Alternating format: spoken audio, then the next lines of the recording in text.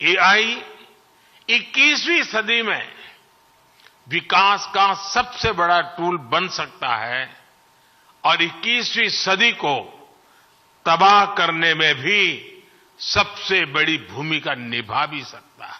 अगर आतंकी संगठनों के पास एआई लेस हथियार पहुंच जाए तो उससे ग्लोबल सिक्योरिटी पर बहुत बड़ा असर होगा। अगर ग्लोबल साउथ को यह पता होगा कि एआई के विकास में उनकी भी बड़ी भूमिका होगी तो वो इसे भविष्य के एक रास्ते के रूप में स्वीकार कर पाएंगे। फ्रेंड्स, एआई के अनेक पॉजिटिव पहलू हैं, लेकिन इससे जुड़ी नेगेटिव बातें भी उतनी ही चिंता का विषय है।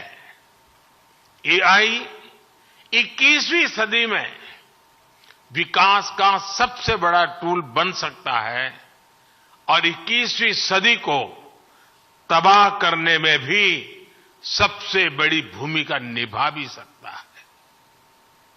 डीप फेक का चैलेंज आज पूरी दुनिया के सामने है। इसके अलावा साइबर सिक्योरिटी, डेटा थेफ्ट और आतंकियों के हाथ में एआई टूल्स के आने का भी बहुत बड़ा खतरा है। अगर आतंकी संगठनों के पास एआई लेस हथियार पहुंच जाए तो उससे ग्लोबल सिक्योरिटी पर बहुत बड़ा असर होगा। हमें इस विषय पर चर्चा करके एक ठोस प्लान तक पहुंचने की जरूरत है कि कैसे एआई के गलत इस्तेमाल को रोका जाए। इसलिए ही G20 प्रेसिडेंसी के दौरान हमने responsible, human centric AI governance का फ्रेमवर्क तैयार करने का प्रस्ताव रखा था। G20 न्यू दिल्ली डिक्लेरेशन ने एआई प्रिंसिपल्स के प्रति सभी सदस्य देशों के कमिटमेंट की पुष्टि की है। सभी सदस्यों में एआई के उपयोग से जुड़े खतरों को लेकर एक अंडरस्टैंडिंग थी।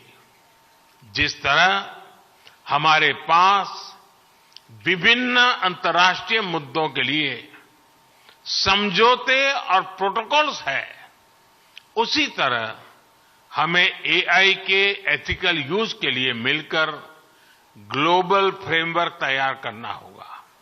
इसमें हाई रिस्क या फ्रंटियर एआई टूल्स की टेस्टिंग और डिप्लॉयमेंट के लिए प्रोटोकॉल भी शामिल होगा। इसके लिए कन्विक्शन, कमिटमेंट, कोऑर्डिनेशन और कोलैबोरेशन की सबसे अधिक जरूरत है। हमें मिलकर ऐसे कदम उठाने ही होंगे जिससे एआई का रिस्पांसिबल यूज सुनिश्चित हो सके। Subscribe to One India channel and never miss an update.